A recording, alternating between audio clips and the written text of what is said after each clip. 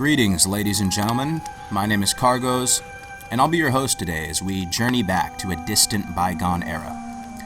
To a version of Azeroth without the LFR queues, dungeon finders, flying mounts, transmog, barbershops, pet battles, or selfie cameras.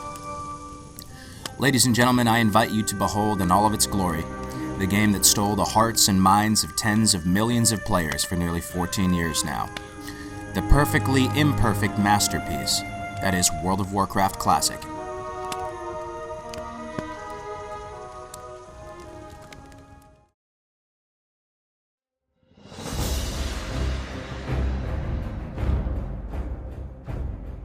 In this video, I will be sharing 5 reasons why you should play World of Warcraft Classic when Blizzard launches official Legacy servers.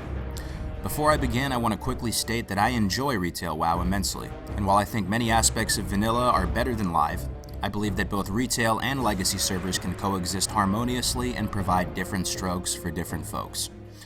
With that out of the way, let's begin. Number 5, a superior leveling experience. In Classic WoW, the journey from 1 to 60 was a long and arduous one that took months of hard work and dedication.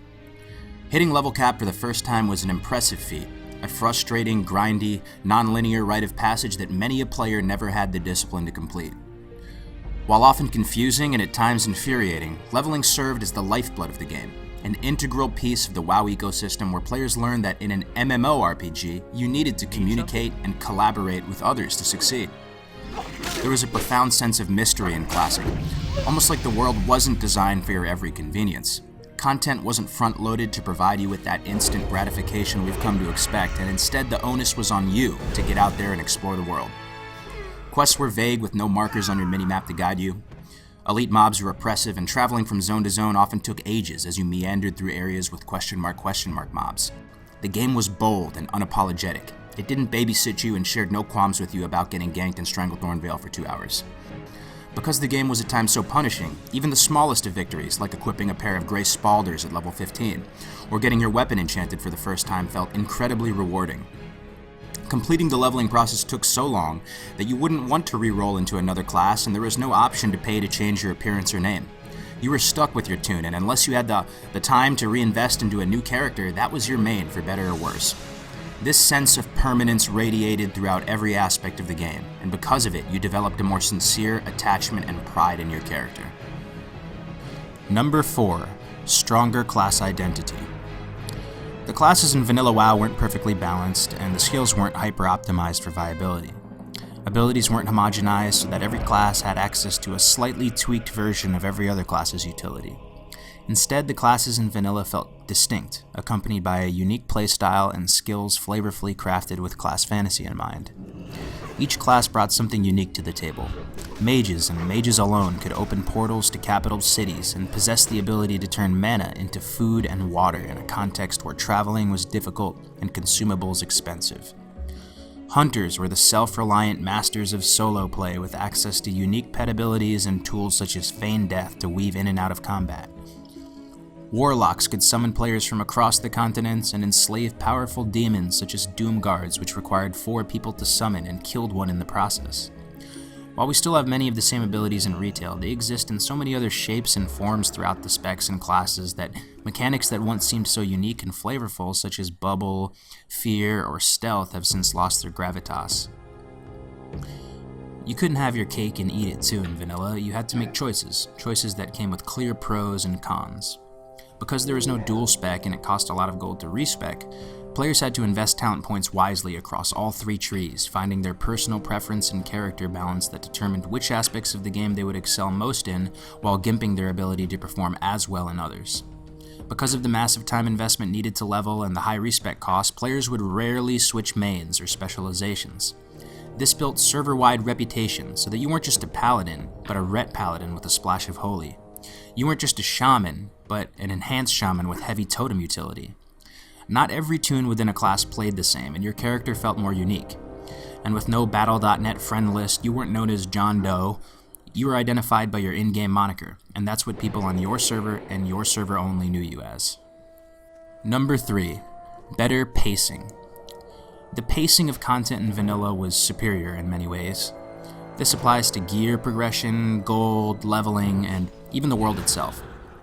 While the Azeroth on retail servers is clearly orders of magnitude larger than just the Eastern Kingdoms and Kalimdor, the rate at which you experienced content in vanilla was tuned in such a way that the world felt bigger, more expansive, and the items felt more impactful.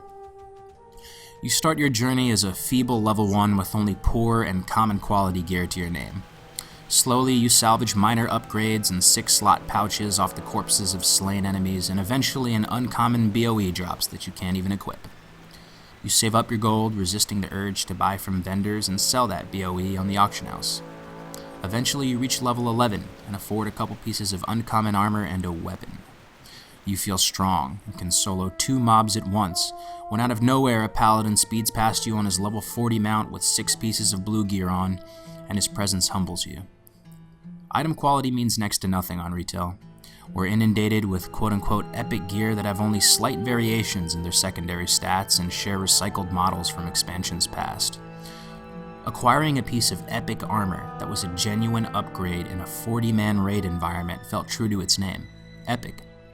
Raid bosses only dropped 3 pieces of gear to be split among 40 raiders, and sometimes a piece of paladin gear would drop if you were Horde, or a piece of shaman gear would drop if you were Alliance.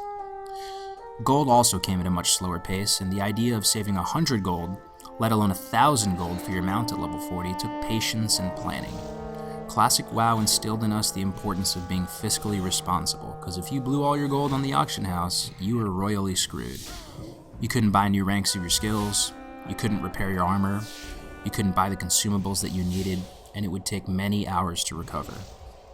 Now, these aspects of the game might seem unnecessarily tedious, but it was this unapologetic nature that made the world seem more realistic and accomplishments feel more rewarding. Number 2, a more immersive environment. Vanilla WoW functioned in a much smaller, more plausible way, which made it in turn feel more immersive. Unlike retail, you didn't feel like you were the main character in the story. Instead, you felt like you were just another average member of your class, just another druid in the Emerald Circle or rogue in the SI7. This more self-effacing style of gameplay, where you were made to feel more insignificant, made the world seem more significant. Classic WoW was structured as a huge open world that was hosting a web of smaller conflicts.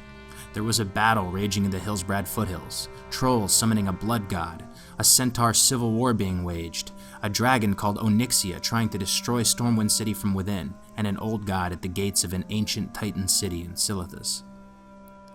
In Classic, you respected the power level of a single mob of equal level, and were genuinely intimidated by an orange mob that was 3 levels higher than you. While basic combat was more simple in many respects, you always felt this profound sense of danger while out in the open world. You had to pull mobs with precision, as miscalculating the aggro radius of nearby enemies spelled certain death and a long run back to your body. You needed consumables, such as food, bandages, and health potions to survive, and it was a great relief when you found someone else on the same quest that you could partner up with. Also, aspects of the game such as training weapon proficiency from a Master of Arms and manually leveling up your weapon skill, or having to take public transportation to get anywhere, added more levels of immersion. Zones felt incredibly unique and were accompanied by this world-class soundtrack that is instantly recognizable to this day. Number 1. Fixed communities. The number 1 most compelling reason to play World of Warcraft Classic is the fixed community you're joining. Back in vanilla, each server was its own microcosm of a universe, its own slice of WoW, with its own distinct culture, reputation, and economy. Because you couldn't just transfer servers on a whim or change your name, you also had this personal reputation that meant something. Upholding it compelled you to be an upstanding member of your server. Blacklists were a very real thing, and tarnishing your rep by being super toxic or ninjing a piece of loot just wasn't worth it. There was a server narrative and a political aspect of the game that was also interesting. World bosses could only be killed by one guild once a week, which made guilds form alliances or turn against each other. There could only be one Grand Marshal or High Warlord at any given time, so PvPers had to collaborate and agree to rotate so everyone could eventually get it. Some players built a reputation not by being the best in their class, but by becoming a master artisan. You could be known as the best enchanter or tailor on the server, as some recipes and schematics were extremely rare with a 0.0001% drop rate. Having a monopoly on a certain craft, such as thorium shells or a lionheart helm, gave you and your guild massive leverage. Different servers progressed at different rates, and because everything wasn't phased into each other, you would see the same characters in BGs and out in the open world. Because leveling was a bigger part of the game, and the only options for PvP were Battlegrounds and World PvP, the zones were more populated and the world felt alive. People communicated more, and had to rely on each other more to succeed.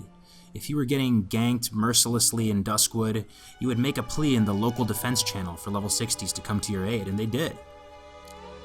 Ultimately, each individual had more of an identity, felt more important, and this is the main reason you should play World of Warcraft Classic.